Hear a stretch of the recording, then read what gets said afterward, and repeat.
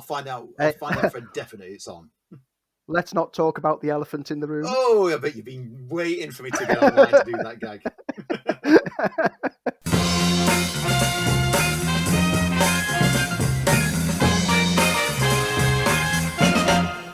Hey, welcome. I'm Lee Ford. And I'm Andy Beacon. And thank you for coming back for yet another further installment in the continuing adventures of the FilmFile. We are up to episode 67. And you know what that means? 2 more episodes till the big one. I'm trying to do the maths in my head now. Yeah. Oh, I get it. You get it. And how you doing, Lee? I'm good. How are you? You sat up and did the Oscars, which I know we're going to be talking about later. Yes, I did. I was very tired because my body clock's all over the place. Normally, even though I'm normally working the next day after the Oscars, my body clock has always been ready for it. But I think with it coming later this year, my body's just like, no. You don't do the overnight thing at this time of year. This is ridiculous, Andy. What are you doing? But I got through it. I battled through, and I'll feed back my opinions at the back end of the news, I think. But what hasn't been sadly missing is the FilmFile, because every week we come back and offer you something new and exciting. And this week we'll be giving you our deep dive into Ridley Scott's classic Blade Runner. Andy will be reviewing. I'll be reviewing Mortal Kombat. I'll also be taking a look at Stowaway, which landed on Netflix, and Unhinged, which I've been waiting to land on home streaming ever since it got a limited release at the cinemas last year, and I missed it. As I said, Blade Runner was released in the distant past of 1982, directed by Ridley Scott, written by Hampton Fisher and David Peebles, and based on the Philip K. Dick dystopian future novel, Do Androids Dream of Electric Sleep? Not sheep. Do Androids Dream of Electric Sheep? The film underperformed at the box office. Now, did I mention Harrison Ford? I didn't, did I? The film starred Harrison Ford, Rutger Hauer, and Sean Young, and strangely underperformed when it was released at the box office. But time, videotape, and stepping into the future has redeemed Blade Runner to make it one of the most powerful, visually stunning science fiction films of all time, and highly recognized for being such a fantastic movie. Andy, when did you discover Blade Runner? Well, I mean, this is a film that's had more cuts than Eric B's Turntable. I was too young to see Blade Runner on release in 1982. I was 9. I had to wait for the VHS release later on. But in 1982, my introduction to Blade Runner was via the annual of the film for Christmas, which reprinted the Marvel Comics adaptation for UK audiences. God bless annuals. I must have read that comic story over and over again. I pored over it. I was the look, the visual representations were captured perfectly in comic book format. So by the time that VHS dropped at the store and we rented it, I already knew the story inside out. I knew the characters. I knew the rain-washed streets, the skyscrapers, the flying cars, the fashions. Everything was enticing. And seeing them on video rental, I fell in love immediately with the film. Even though that very first release of the film has its problems. I saw it as a re-release. I didn't see it for whatever reason. I can't recall. I didn't see it on its initial release. I saw it as a re-release. I saw a really poor print to an audience that was uninterested, but I sat there absolutely fell in love with it from that film. I was already pretty much aware of Ridley Scott in those days from Alien, and I really enjoyed Legend. But Blade Runner for me was that perfect combination of so many different genre elements that I love: science fiction, and the detective novel, and how seamlessly they crafted together. For those who don't know the story, shame on you, as you should, because it is one of those films that every film geek has had to see. Set in a dystopian future of Los Angeles in the strange futuristic world of 2019, in which synthetic humans known as replicants are bioengineered by a powerful corporation known as Tyrell to work on stuff like space colonies and in dangerous regions in the known universe. A fugitive group of a fugitive group of advanced replicants led by Roy Batty, played by Rutger Hauer so powerfully, escape back to Earth. Burnt out cop and Blade Runner Rick Deckard reluctantly agrees to hunt them down and terminate them. Scott's film is the template on which all cyberpunk films have drawn from since. His unique vision of the future, a world seemingly in perpetual darkness with neon lights pushing through darkened corners and rain-washed steamy streets, where the corporate rich have either fled the planet to off-world colonies or reside in an almost godlike residence of monumental towers and pyramids. It captured the essence of the genre that the novel by Philip K. Dick and other cyberpunk tales from writers such as Gibson had described. There are many times when a location is a character in film, and we say it quite frequently, particularly when we talk about Michael Mann films, etc., the location is important to become a character. But here, it is the character. It is the essential character. Philip K. Dick was very distrusting of Hollywood, and he was very critical about all the scripts in the early production of this. But when it got to the film's final shooting script, he had a chance to read it, and he gave it full approval, feeling it complemented the novel perfectly, and the visual style matched what he had seen in his own head. The film ended up being dedicated to the writer, who sadly passed away before post-production was completed, so he never got a chance to see the finished product of what was a masterful working of one of his more iconic stories. And just like Alien, Scott created a future which is now, well, it's now become the template for how we see science fiction movies.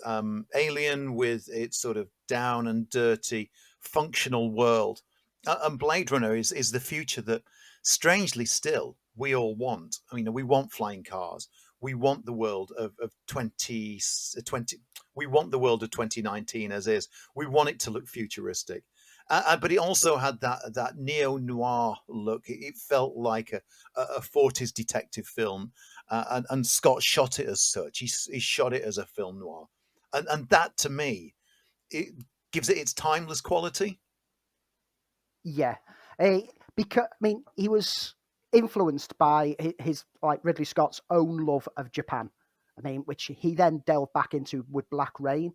He loves the cityscapes of Japan, and you can see it within this. But he took it to what would Japan look like if it was taken to the extreme in a polluted-filled world, and he captures it beautifully.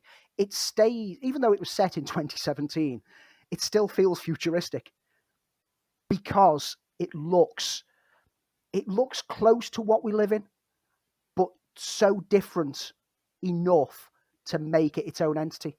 You mentioned about the cast at the beginning, and Ford as Deckard. He plays it like Harrison Ford plays anything. He kind of just gives it what he can, and just moves on with it. But he plays very downbeat and uninspired until he encounters Sean Young's Rachel, and that's when some life starts to come to Deckard. He starts to find a reason for moving on and doing things.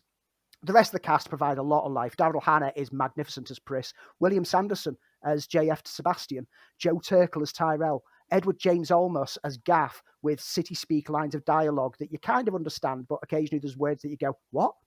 But no one stands out in this film more than Rutger Hauer, who plays the enigmatic leader of replicants, Roy Batty, seeking an extension to his 4-year life. He's mesmerizing on screen. He captivates as soon as he steps into frame. And when you get to his closing monologue, his Tears in the Rain speech on his final moments, in that moment, you kind of see that he wasn't the villain. He was the kind of anti-hero of the tale. He just wanted his God, his creator, to allow him to live a life. The memorable lines which Hauer spoke weren't the same on paper. They were filled, as he described, with opera talk and high-tech speech. And so the night before shooting, he redrafted them. He added in his own little elements. And when it came to shooting it, apparently half the production crew were moved to tears by the performance. And you can see it every time that I rewatch that. It's such a brilliantly put together monologue. It's one of the most iconic monologues of film of all time. I totally agree. As you said, he rewrote the character's Tears in the Rain speech, presented it to Scott, who on set, and said, "This is what I want to do." And of course, he did. He had no baggage. We'd not really seen him in other than in European films. He'd been in Soldier of Orange and Turkish Delight for Paul Verhoeven, but he was a bit of a blank canvas for American and English audiences. Philip K. Dick said of Rutger Hauer that his Batty was a cold, Aryan, and flawless performance. And Hauer himself said that Blade Runner was his favourite film and explained in a 2001 chat, Blade Runner needs no explanation. It is just all of the best, and there's nothing like it. To be part of a real masterpiece, which changed the world's thinking, it's awesome. And it's an awesome piece of casting, and it's an awesome performance. Of course, you can't talk about Blade Runner without talking initially about Harrison Ford's voiceover in the initial cut. The studio didn't like the film, didn't really know what to do with it. As I said earlier, it didn't do as well as the box office as expected. The studio kind of interfered with it. They made Harrison Ford add a detective noir voiceover, which Harrison Ford sounds completely bored because he hoped that it wouldn't be used, and they stuck it on. I never had a problem with that because it fed into the whole film noir kind of detective feel to it. And of course, after that, there were many rumors that a longer cut existed. And we got the first of those in what was known as, well, it was basically the work print of the movie, which came out in 1992, released as the director's cut. Got a strong response, but it was basically the work print, wasn't it? Yep. My issues with the voiceover are more for how it panders to the dumb kid at the back of the class who's not paying attention. There's lines such as like skin jobs. That's what he called them. Yes, we know, because he's just called them skin jobs. You don't need to explain that much detail. It went into too much explanation. But the director's cut in 1992, the work print got a kind of release, but then Scott kicked up a stink and says, well, not the work print. If you're going to do this, do it right. So the studio stopped showing the work print and got some notes off Scott, which they then cobbled together to get the director's cut version. And that was my first chance to see the film on the big screen. A totally new experience. It got rid of that overdubbed dialogue. It got rid of the joyful, happy ending, and it became more closer to the vision that Scott wanted. Yeah, I mean, Scott, for the first time ever, retained... I mean, this is... Sorry, am I jumping in too quick? I was going to say Scott retained artistic control. Yeah, this is a film that stuck at different points of my life and came back with a new version, and Scott got full artistic control back to do his final cut in the early part of this century. And the final cut arrived with more tweaks and edits, including a couple of little mini reshoots. And I got to see that on the big screen. And that is the definitive version, because all the way through the making of the film, Scott never had full control over what was going to get presented. But with the final cut, it was his chance to finally put exactly what he wanted. And every time that there's been a new version of it, I've fallen in love with this film again and again and again. And I'm sure once I upgrade to the 4K UHD edition, I'm going to fall in love with it all over again, because I've only got the standard Blu-ray at the moment. I need the 4K version. He knows the perils that you have touching a beloved franchise and remaking it for a new audience. He's reassuring people that he's doing his own thing. I'm just laughing because you put a very strange pause into something about touching, and I'm like, where's he going with this one? Eric Heiser. Why does it sort your names out, people? Talking of monsters, though. Talking of monsters. Is that a segue into something? It is. Talking of monsters, yeah. Talking of monsters. I really like Scott. Start again. I really like Scott. Just because you laughed, I laughed then. I really like Scott Derrickson. I thought he did a bang-up job on Doctor Strange. Pop along to all your favorite. Whatever. Oh, still got brain. Podcast platforms. That's it. Pop along to all your favorite Pop along to all your favorite podcast platforms and subscribe to the show. And then I'll do that. I've still got brain fog. It's really weird. Okay, and so that's where the category for this week came up. It was like, I'm going to do Ridley Scott. I'm not going to do Ridley Scott. That's just wrong. Yeah. But